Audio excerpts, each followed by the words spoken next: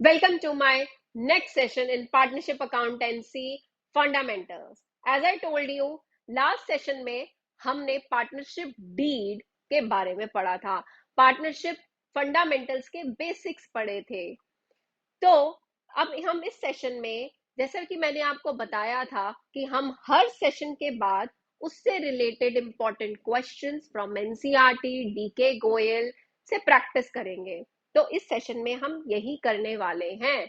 तो I hope आपने वो लास्ट सेशन बहुत अच्छे से देखा होगा, और अगर किसी ने नहीं देखा तो लिंक डिस्क्रिप्शन बॉक्स में दिया गया है, पहले जाकर वो सेशन पढ़ के आइए। देन आप इस सेशन को बहुत इजीली एंजॉय कर पाएंगे और आपको ये सारे के सारे कॉन्सेप्ट्स के, क्वेश्चंस के आंसर्स इजीली पता चल जाएंगे, इजीली समझ आ जाएंगे।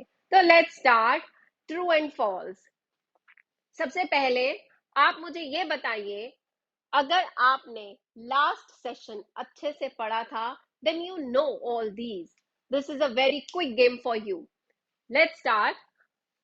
Valid partnership can be formed even without a written agreement between the partners. तो मैंने आपको लास्ट सेशन में क्या बताया था कि एक वैलिड पार्टनरशिप क्या बन सकती है even without a written agreement between the partners. क्या रिटन अग्रीमेंट जरूरी होता है to form a valid partnership? नहीं, मैंने आपको ये बताया था अग्रीमेंट कैन बी रिटन और इट कैन बी ओरल, यही बताया था ना। तो एक वैलिड पार्टनरशिप फॉर्म करने के लिए दिस इज नॉट नेसेसरी कि सिर्फ रिटन एग्रीमेंट ही होना चाहिए। हमने लास्ट सेशन में पढ़ा था कि पार्टनरशिप डीड का अग्रीमेंट रिटन भी हो सकता है और इट कैन बी ओरल। तो दिस इज ट्रू कि valid partnership can be formed even without a written agreement between the partners. Next is, each partner carrying on business is the principal as well as the agent for all the other partners. अच्छा, अब इसमें क्या element छुपा हुआ है? इससे ये line मैंने आपको बहुत अच्छे से एक्सप्लेन करी थी in our last session, carried on by all or any of them acting for all। तो यही इस लाइन में भी है। इस लाइन का मेन एलिमेंट क्या था? म्यूचुअल एजेंसी, कि हर पार्टनर क्या होता है? प्रिंसिपल भी होता है and he is also an agent. तो अगर आपने लास्ट सेशन बहुत अच्छे से सुना है, पढ़ा है, तो आपको इस चीज का आंसर भी पता होगा कि each partner carrying on business is the principal as well as the agent for all the other partners. So yes, this is true. Next is, maximum number of partners in a banking firm can be 20. तो हमने क्या किया था? Maximum number of partners के लिए किसको authorisation दी हुई है? ऑथराइजेशन दी गई है सेंट्रल गवर्नमेंट को, और सेंट्रल गवर्नमेंट ने पार्टनरशिप फर्म के मैक्सिमम नंबर ऑफ पार्टनर्स कितने प्रिस्क्राइब किए गए हैं? उन्होंने 50 number of partners maximum limit prescribe की गई है।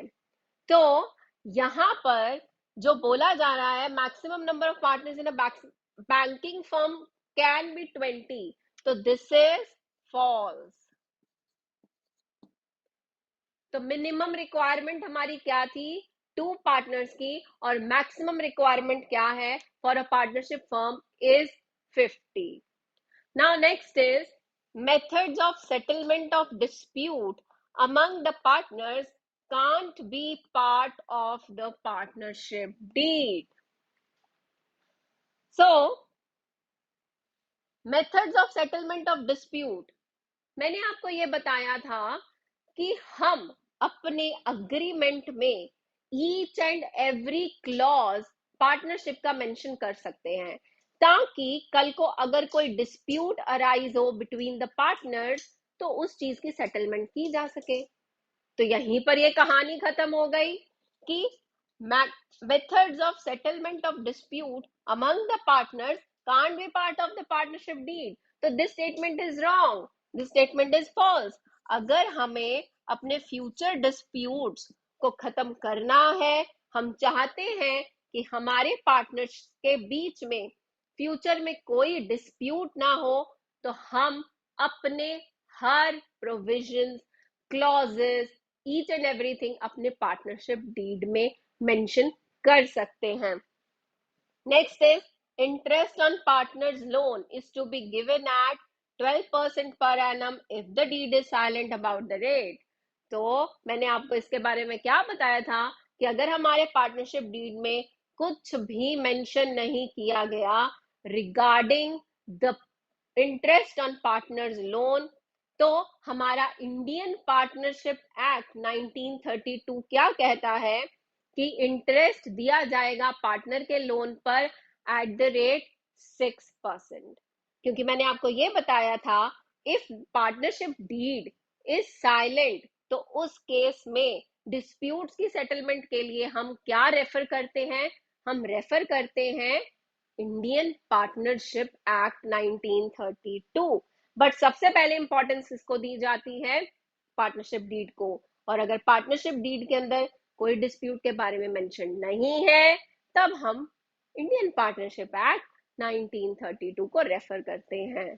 तो this is the true false round. तो यहां पर फिफ्थ में 12% पर Anam is false. To the next question, A and B are partners in a firm having capitals of rupees 3 lakh and rupees 2 lakh respectively as on 1st April 2018। तो 1st April 2018 को A और B की Capitals हैं 3 lakh and 2 lakh। B advanced a sum of rupees 50,000 as loan to the firm। B ने, जो कि partner है firm में, उसने फर्म को 50,000 रुपीज का लोन दिया है। और ये लोन कब दिया है? ये लोन दिया है 1 जुलाई 2018 को। The firm earned a profit of rupees 40,000 for the year ended 31st March 2019। तो फर्म को प्रॉफिट हुआ है इस साल 40,000 का। Both the partners are unable to decide the basis for division of profit। दोनों पार्टनर्स को ये नहीं समझ आ रहा कि वो किस तरीके से प्रॉफिट्स का डिवीजन करें। Divide the profits between the partners giving reasons for your method। सबसे पहली फर्स्ट थिंग, यहां पर ये मेंशन नहीं किया हुआ कि पार्टनरशिप डीड है या नहीं। तो यानी हम ये मान के चलेंगे कि यहां पर इन दोनों ने पार्टनरशिप डीड बनाई ही नहीं होती हुई। अदरवाइज इसमें स्पेशली मेंशन किया होता कि इनकी पार्टनरशिप डीड में ऐसे ऐसे लिखा है, लेकिन यहाँ पे पार्टनरशिप डीड बनी नहीं हुई। तो सिंस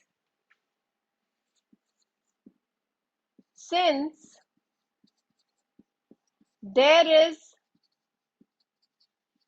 no partnership deed, तो जब पार्टनरशिप डीड नहीं होती तो क्या फॉलो होता है? Then we follow Indian partnership act. Then Indian partnership act 1932 is referred. तो इस केस में यही होगा कि यहां पर पार्टनरशिप डीड नहीं दी हुई और दोनों पार्टनर्स डिस्ट्रीब्यूशन ऑफ प्रॉफिट्स चाहते हैं। तो अब यहां पर पार्टनरशिप डीड नहीं है, तो इंडियन पार्टनरशिप एक्ट क्या कहता है कि सबसे पहले अगर पार्टनरशिप डीड नहीं है तो इंटरेस्ट ऑन लोन देना तो बनता है। क्योंकि बी ने फर्म को लोन दिया हुआ है 40,000। तो सबसे पहले प्रॉफिट में से इंटरेस्ट ऑन लोन वाला पार्ट माइनस हो जाएगा। क्यों? क्योंकि बी को इंटरेस्ट तो पे करना है, और इंडियन पार्टनरशिप एक्ट क्या कहता है, अगर इंटरेस्ट ऑन लोन के बारे में आपने कुछ मेंशन नहीं किया हुआ तो आपको 6% इंटरेस्ट ऑन लोन देना पड़ेगा पार्टनर को। और जब हम प्रॉफिट में से इंटरेस्ट ऑन लोन माइनस कर देंगे तो फिर बचा हुआ प्रॉफिट ए और बी को मिल जाएगा। बट वो किस रेशो में मिलेगा? वो इक्वली मिलेगा। क्यों इक्वली मिलेगा? Because there is no partnership deed. तो यहां पे हम सोल्यूशन किस तरीके से करेंगे? सबसे पहले हम इंटरेस्ट ऑन लोन कैलकुलेट करेंगे। तो इंटरेस्ट बीज इंटरेस्ट ऑन लोन पहले बनता कितना है हम ये निकाल लेते हैं। बी ने कितना लोन दिया था? 50,000। According to Indian partnership act इसको 6% रेट ऑफ इंटरेस्ट के साथ लोन का इंटरेस्ट पे किया जाएगा। बट इसने जो लोन दिया था वो कब दिया था? यहां पर देखो 1 जुलाई 2018 को लोन दिया गया है।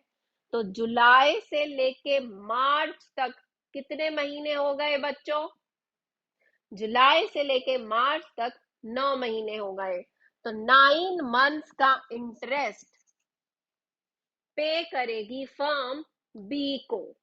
तो अगर हम इसे कैलकुलेट करते हैं तो ये कितना आएगा? जल्दी से कैलकुलेट करो।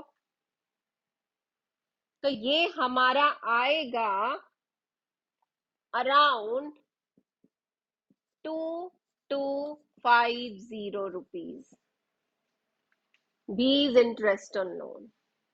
तो अब डिस्ट्रीब्यूटेबल प्रॉफिट जो है वो हमारा क्या हो गया? वो प्रॉफिट जो ए और बी में डिवाइड होगा। तो हमारा डिस्ट्रीब्यूटेबल प्रॉफिट क्या हो गया? हमारा प्रॉफिट था 40,000 रुपीज का। इसमें से हम 2250 रुपीज माइनस कर देंगे तो हमारा डिस्ट्रीब्यूटेबल प्रॉफिट आ जाएगा, इट्स अराउंड 37,750।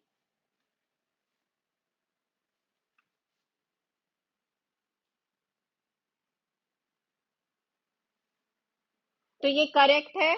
अब हम इस प्रॉफिट को इक्वली रेशो में डिवाइड कर देंगे। ठीक है, तो हम क्या करेंगे? Profits to be divided equally between A and B. तो 37,750 को हम ए और बी के बीच में डिवाइड कर देंगे। ए को मिल जाएगा 37,750 का हाफ, और बी को भी मिल जाएगा 37,750 का हाफ, जो कि हो जाएगा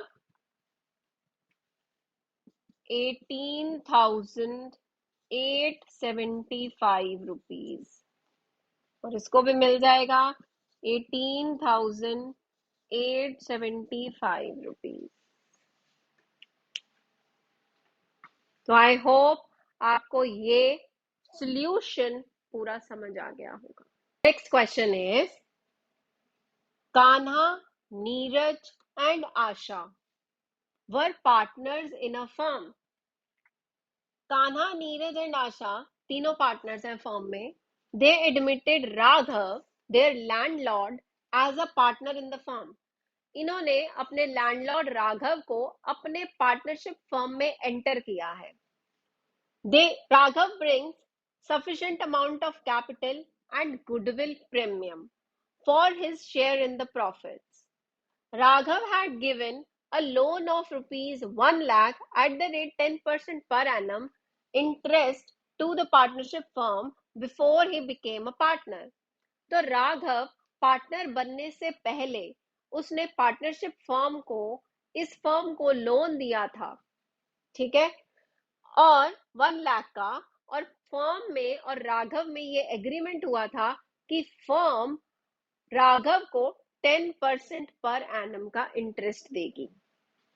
उसके बाद क्या हुआ, अब तो वो बन गया पार्टनर। अब now the accountant of the firm is emphasizing that the interest on loan should be paid at 6% per annum, कि फर्म का अकाउंटेंट कह रहा है कि अब राघव को 10% इंटरेस्ट ऑन लोन नहीं दिया जाएगा, उसको 6% इंटरेस्ट ऑन लोन दिया जाएगा। क्या अकाउंटेंट सही कह रहा है? आप क्या कहते हैं? आप मुझे बताइए, is he right in doing so? Give reason in support of your answer. सबसे पहली बात इस क्वेश्चन में ये देखी जाएगी कि जो लोन दिया गया है वो कब दिया गया है? जब राघव पार्टनर नहीं बना था। तो यानी जब वो पार्टनर नहीं था तो अग्रीमेंट किसके बीच में हुआ था?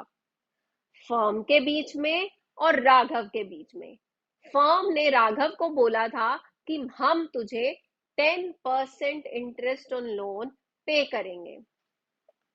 अब वो बन गया partner. Now there is no partnership deed. तो ये कहा जाता है कि अगर पार्टनरशिप डीड ना हो तो इंडियन पार्टनरशिप एक्ट रेफर किया जाता है और उसके अकॉर्डिंग इंटरेस्ट ऑन लोन देना बनता है 6%, और अकाउंटेंट भी यही बोल रहा है। लेकिन यहां पर ये क्लॉज अप्लाई नहीं हो सकता, बिकॉज राघव ने जो लोन दिया है वो पार्टनर बनने से पहले दिया है, एंड जब वो पार्टनर नहीं था तो अग्रीमेंट राघव और फर्म के बीच में हुआ था, जो कि कितने परसेंटेज का था? 10% पर एनम का था। तो अब राघव को जो इंटरेस्ट ऑन लोन पे किया जाएगा वो 10% पर एनम के अकॉर्डिंग ही पे किया जाएगा। तो इस केस में हम आंसर क्या लिखेंगे कि अकाउंटेंट इज नॉट करेक्ट। तो हम यहां पे आंसर लिखेंगे accountant is not correct. Provision of Indian partnership act तभी अप्लाई होता है जब पार्टनरशिप डीड क्या हो? साइलेंट हो। लेकिन इस केस में जो राघव है वहां पर जो अग्रीमेंट हुआ है वो पार्टनरशिप फर्म और राघव के बीच में हुआ है, वो भी कितने परसेंट का? 10% का। तो यहाँ पे जो इंटरेस्ट ऑन लोन पे किया जाएगा राघव को वो 10% पर एनम पे किया जाएगा। Since there is agreement between Raghav and the firm before he became the partner, that interest on loan is to be paid at the rate 10% per annum. So Raghav will get the interest on loan at the rate 10% per annum. Now next question. Akshat, Bilal and Charu are partners dealing in the sale of sports equipments. तो ये तीनों partners हैं और ये किस तरीके का काम करें? ये स्पोर्ट्स इक्विपमेंट सेल करते हैं। Akshat without the knowledge of Bilal, Akshat ने अपने फ्रेंड्स को, अपने पार्टनर्स को बताया ही नहीं.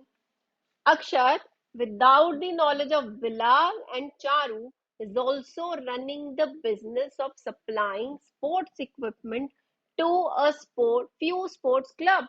तो अक्षत ने क्या किया, अपने पार्टनर्स को बताए बिना सेम टाइप का बिजनेस वो अलग से भी कर रहा है. यानी he is competing with the firm in the same type of business they are doing.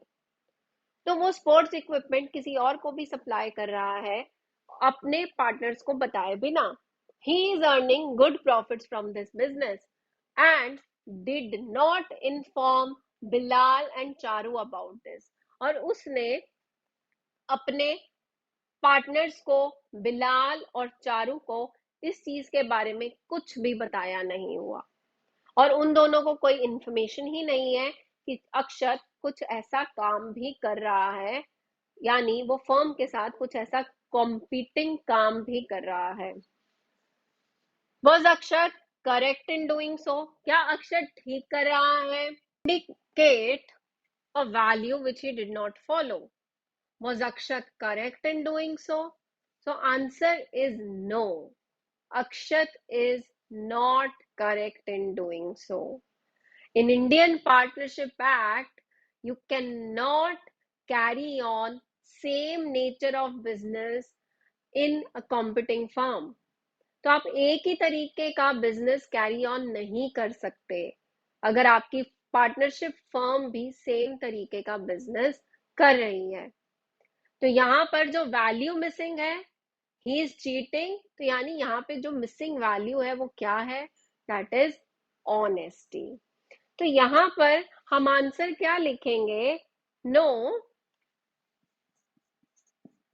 It is not correct as per partnership act.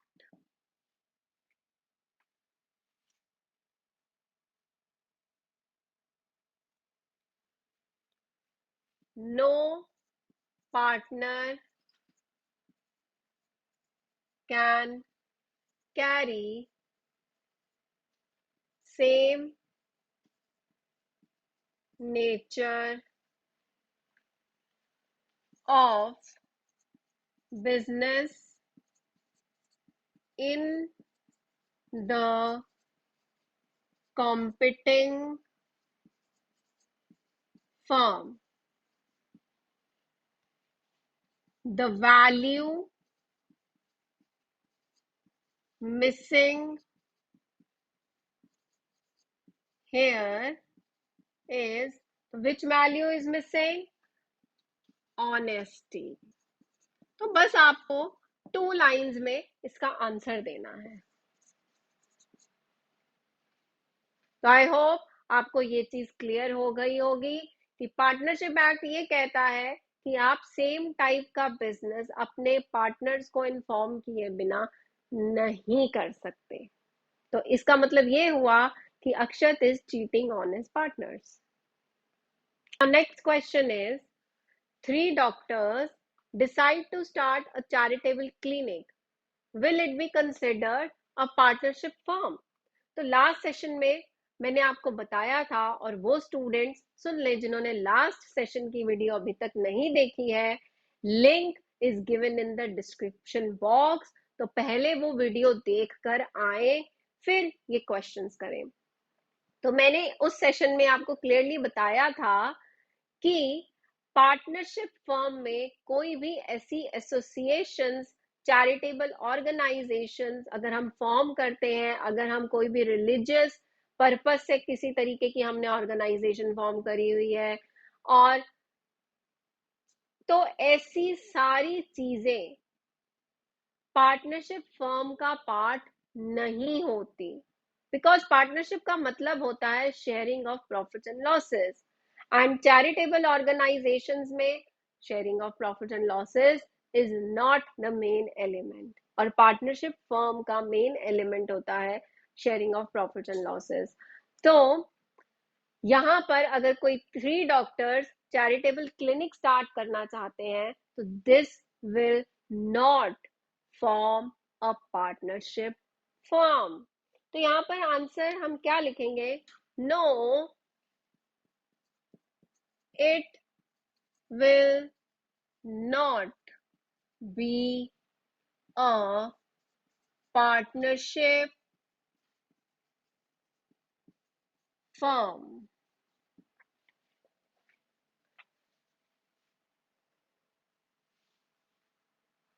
Because क्या? Because for a partnership there must be a business and there must be sharing of profits and losses. So because for a partnership there must be a business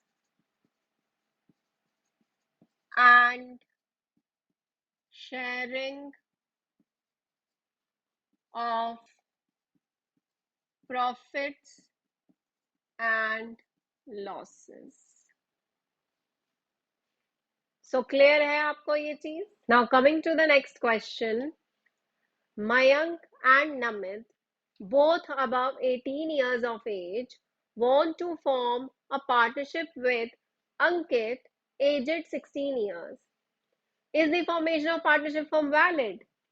तो last session में मैंने आपको ये बताया था कि minor कौन होता है। माइनर एक ऐसा पर्सन होता है जिसकी एज 18 इयर्स से बिलो होती है। तो यहाँ पर अंकित जो है, ही इज अ माइनर, उसकी एज 16 इयर्स है। तो मैंने आपको ये बताया था कि पार्टनरशिप फर्म क्या कहती है कि आप माइनर के साथ कोई भी पार्टनरशिप नहीं कर सकते, because minor is not competent to contract. तो यहां पर पार्टनरशिप वैलिड नहीं है, because the formation of partnership is not valid, because a contract of partnership cannot be entered into with a minor as he is not competent to contract. Now next question is, the partnership deed provides that Alok, the partner, will get rupees 10,000 per month as salary, but the remaining partners object to it. How is this matter be resolved?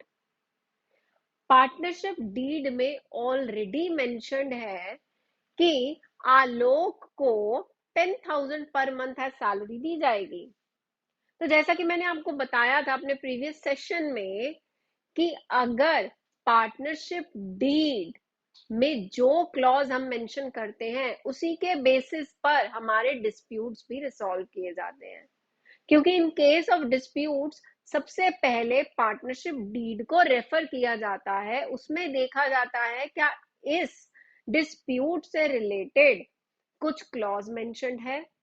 और यहाँ पर partners के बीच में dispute किस चीज का हो रहा है? सैलरी को लेकर, कि बाकी के पार्टनर्स ऑब्जेक्ट कर रहे हैं कि सैलरी आलोक को 10,000 पर मंथ क्यों दी जाए। तो इस केस में हमारा पार्टनरशिप डीड यहाँ पर बना हुआ है और उसमें लिखा हुआ है।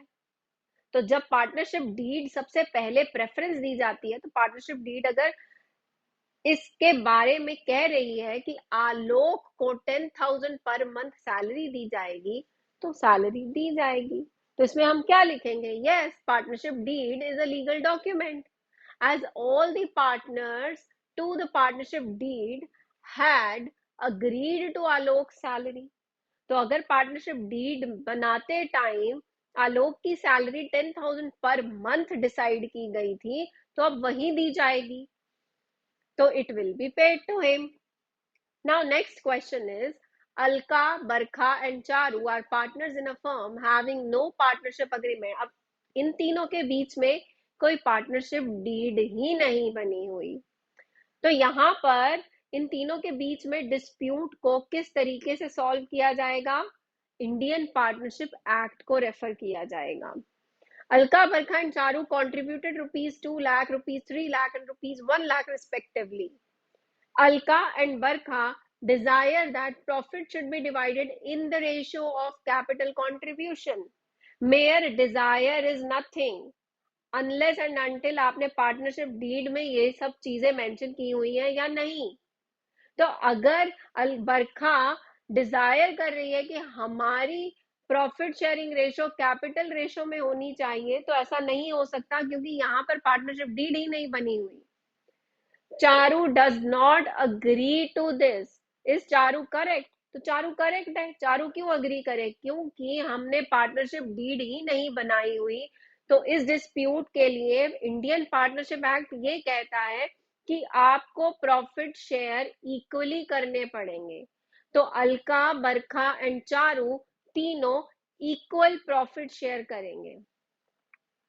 Is Charu correct? Give reason. Charu is correct. Profits will be distributed equally among the partners in the absence of partnership deed. So students, don't make accountancy a burden. It's a very easy subject. तो आप सिर्फ मेरे channel के साथ जुड़े रहिए, इसे subscribe कीजिए और हर सेशन 30 to 40 मिनट्स का एवरी सेशन आप अटेंड कीजिए. तो आपके अकाउंटेंसी में स्कोर करना बहुत इजी हो जाएगा. आपको एंड में बहुत ज्यादा हार्डवर्क नहीं करना पड़ेगा. लास्ट में ऐसे नहीं होगा कि यार अब तो जल्दी जल्दी जल्दी जल्दी हम कर ले. लेकिन ये जल्दी नहीं मचानी. हमें बहुत आराम से डे 1 के साथ स्मार्ट वर्क और हार्ड वर्क दोनों करते हुए अपने सिलेबस को फिनिश करना है. And if you want me to start economics classes also, then do let me know. I will work on that also.